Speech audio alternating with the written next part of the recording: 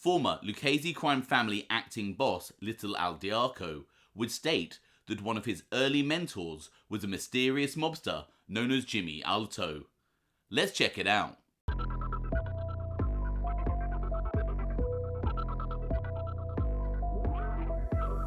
I'm James Gladwish and welcome to OC Shorts, bringing you detailed historical snapshots of the American Mafia and other organised crime.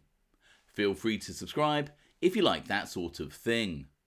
Today, we're going to take a quick look at old school mobster Vincent Jimmy Alto Altomari, an early mentor of Lucchese family acting boss Little Al Diaco.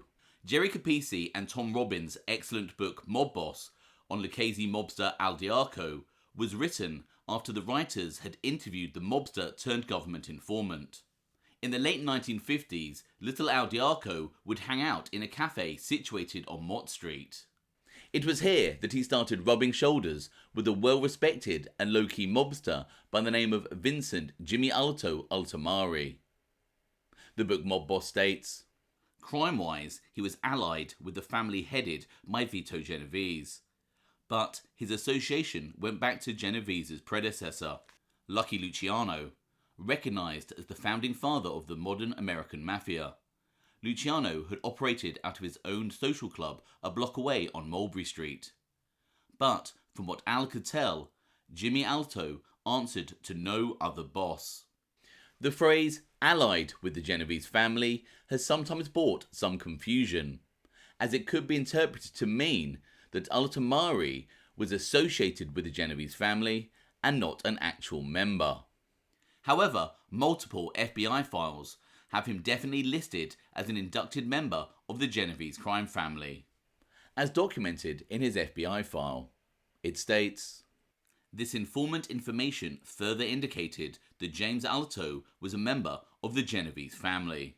The statement that Altomari had no other boss other than the head of the family, Vito Genovese, is supported in his FBI file that stated, he described Alto as a greaseball whose associations date back to the early combination leaders. He is not today generally associated with any particular capo, but is known to be very close with redacted name. So, what else do we know about Vincent Jimmy Alto Altomari? He was born in Mangone in Calabria, Italy. His mother is listed as Raffaella Sonivale. However, there is no mention of his father in the FBI file. Around the time of the First World War, Jimmy Alto served in the US military. As one FBI file states, military service. On December 2, 1963, IC redacted name caused a check to be made of the records of the Military Personnel Record Center, St. Louis, with respect to Vincent Altomari.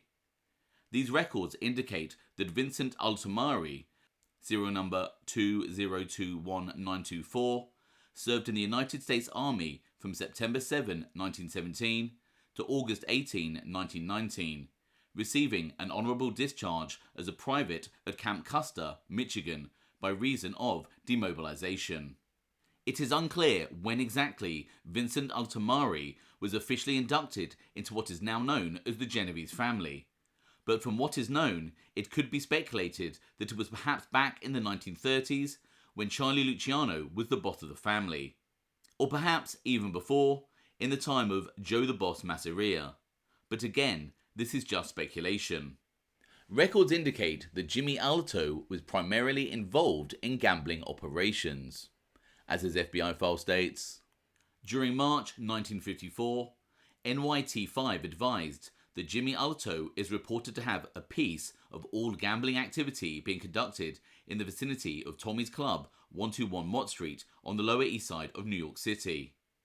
Informants stated that Jimmy Alto's prime activities consisted of bookmaking and handling of stolen merchandise in and around Hester and Mott Streets, New York City.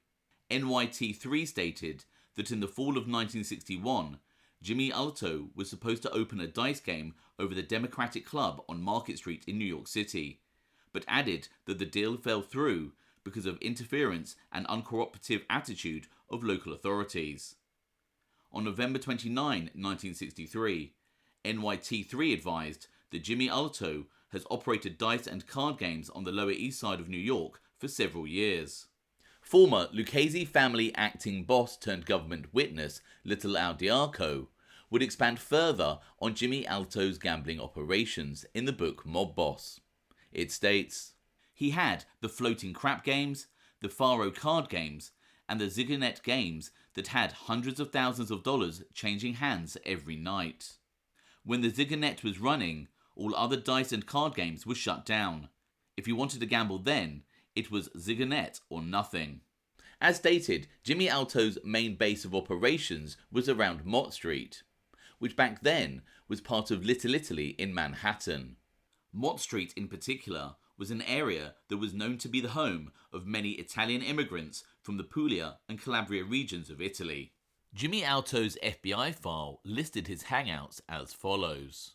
During March 1954, NYT5 advised that Jimmy Alto hangs out in Tommy's Club, 121 Mott Street, New York City. On September 18, 1958, NYT4 advised that Jimmy Alto formerly operated in the immediate vicinity of Market and Madison Streets, New York City, but more recently spends his time in and around Hester and Mott Streets, New York City, and more specifically Vincent's Clam Bar and the grocery store nearby. On November 29, 1963, NYT3 advised that James Alto is seen on almost a daily basis hanging around the 115 Cafe, 115 Mott Street, New York City. Jimmy Alto was an extremely low-key mobster, a characteristic that he tried to teach to his men, and something that he taught to a young Al Diarco. As the book Mob Boss states, one hot afternoon, Al stood on the sidewalk in front of Moe's Cafe, leaning against the wall, smoking a cigarette. He had a handkerchief tied around his neck and wore sunglasses against the glare of the day. It was a pose struck up and down the gangster boulevards of Mott and Mulberry Streets by young men trying to look both dangerous and idle at the same time. Jimmy Alto stepped out of the cafe looking annoyed. "What are you, an actor?" he snapped. "Take off those sunglasses." Inside, there was a further scolding. "Don't be standing out there like you got nothing to do in the middle of the day," Alto told him. "Be low-key. Don't stand out. Don't do anything to get noticed." Low-key. It applied to everything Alto's men did. Considering the amount of money hauled in from their gambling rackets alone, Al knew they could easily afford Cadillacs, the car he had hoped to get once he could swing it. But Kalimi and Tripiano both drove old heaps. Kalimi had a Buick older than the car Al bought when he got out of the army. Tripiano, considered one of the toughest men in the neighborhood, drove an old Pontiac. Nothing flashy, they explained. Jimmy Alto's low-key approach served him well, and his FBI file lists only one arrest in his criminal career. The file states, on September 1963, S.A. August J. Michek caused a check to be made of the records of the Bureau of Criminal Identification New York City Police Department with respect to James Alto. These records contained only one arrest for James Alto, dated February 1, 1963, for violation 722-2 PL, DICE. On February 1st, 1963, James Alto was fined $300 as a result of the aforementioned arrest and subsequent charge. Despite his low-key nature, Jimmy Alto also had a ruthless streak, as demonstrated by a story told by Al Diarco involving Jimmy Alto and one of his men, Vito Tripiano. The book Mob Boss states, Vito and Jimmy Alto were making huge money off the G-Far, and some guy, they called him Feets, made a play to try to get a piece. Vito told him to mind his own business. The man named Feets continued to press. Tripiano, with Alto's approval, pushed back harder. In a tense meeting over the game, Feets slapped Tripiano in the face. Vito didn't do anything. He just walked by. The next day, this Feets is crossing Canal Street, and a car goes by, and someone gives him 3 blasts with a shotgun. Boom, boom, boom. Everyone in the neighborhood heard it. That was the end of Feets, and no one bothered the G-Far game after that. At the cafe, no mention of the incident was made, other than a comment by Jimmy Alto, that Al often heard him offer in such situations. All the tough guys are in the graveyard. Records indicate that Jimmy Alto was a close associate of Genovese family powerhouse Vincent Jimmy Blue Eyes Alto. With regards to Vincent Jimmy Alto Altomari's standing in the Genovese crime family, some sources, such as the excellent website LCN Bios, state that he achieved the rank of captain, and had the likes of Joseph Joe Curly Agone and Joseph Joe Beck Lappy as soldiers in his crew. But there are some conflicting reports regarding Jimmy Alto's rank in the Genovese family. On the 20th of January 1964, Vincent Jimmy Alto Altomari would pass away of natural causes, as documented in his FBI file. It states, on January 21, 1964, S.A. August J. Michek advised that on January 20, 1964, James Alto died in New York City of natural causes. James Alto was wait at Vanella's funeral home, Madison Street, New York City, and was buried following services at St. Joseph's Roman Catholic Church, Monroe and Catherine Streets, New York City, on January 22, 1964. Some sources state that after his death, Vincent Jimmy Alto Altomari's crew was taken over by Rosario Mogavero. Let me know your thoughts on Jimmy Alto in the comments below.